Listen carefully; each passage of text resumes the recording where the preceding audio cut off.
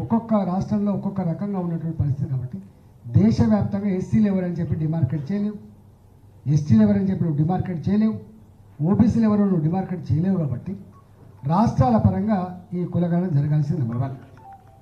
Number 2 ఏంటంటే నీకు నిజాయితీ ఉంటే, చిత్తశుద్ధి ఉంటే దానికి అథెంటిక్గా బాజాప్తా దానికి ఒక కమిషన్ వేసి ఇగో దీని నాయకత్వంలో దీనికి డబ్బులు కేటాయిస్తున్నాం, దీని రోజులలో సైంటిఫిక్గా తెస్తామని చెప్పండి.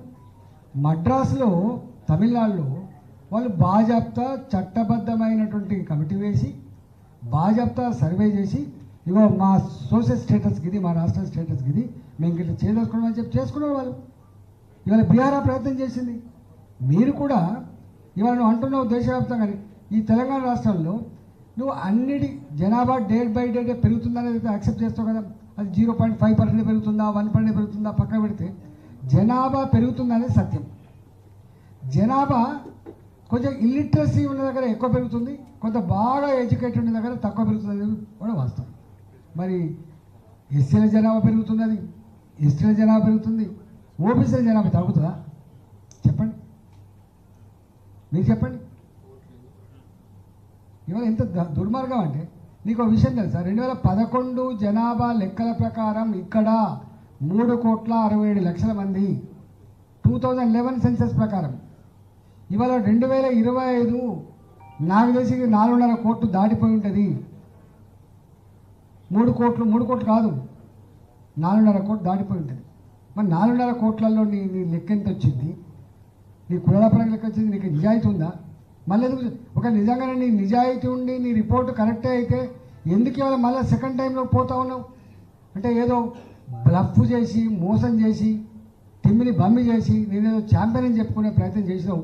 కానీ ప్రతి నిర్ణయం బూమరాంగ్ అవుతుంది, ప్రతి నిర్ణయం ఇవాళ నీకు రివర్స్ వస్తూ ఉంది. సోయి తెచ్చుకో. దీన్ని ఇక్కడ మాట్లాడతాడు రాహుల్ గాంధీ గారు, దేశ పార్లమెంట్లో మాట్లాడతాడు. Telangana is nothing but a state of weaker sections. 90% population ఇవాళ అణగారిన వర్గాల నిలయం అని చెప్పి ప్రకటించావు కదా.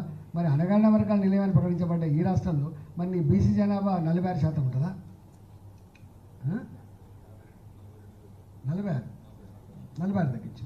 అందుకని కాంగ్రెస్ పార్టీ నిజాయితీ లేదు.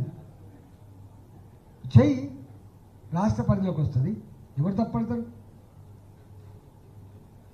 ఇక్కడ మరాఠాలు ఉంటారు, ఇక్కడ మరాఠాలు, మహారాష్ట్ర మరాఠాలు ఉంటారు. నువ్వు అనేకం ఉన్నాయి. ఇట్లా నువ్వు 1 2 కాదు.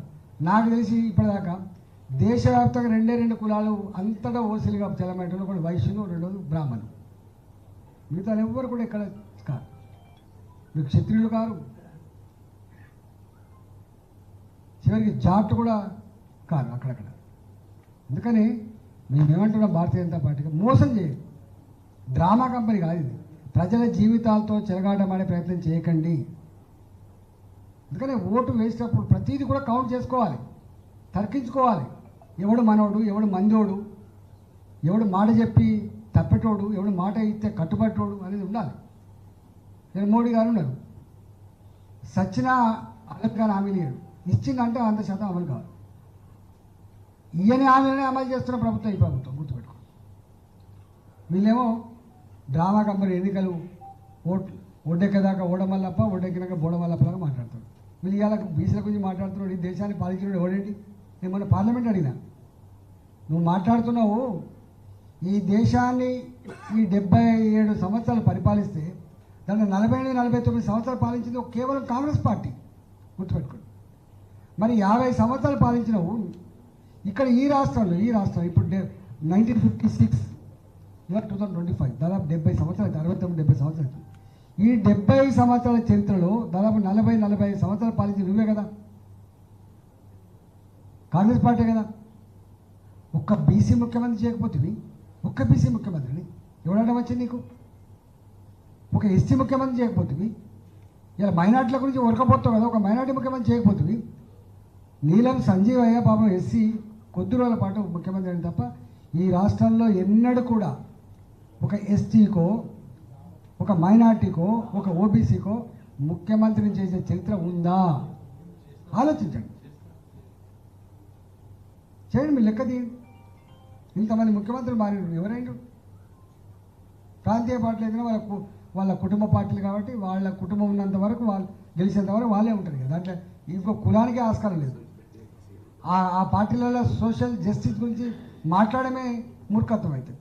ఎందుకంటే వాళ్ళు పెట్టుకునేదే ఆ పార్టీ. టీడీపీ పార్టీ వాళ్ళ స్వభావం, టీఆర్ఎస్ పార్టీ వాళ్ళ స్వభావం,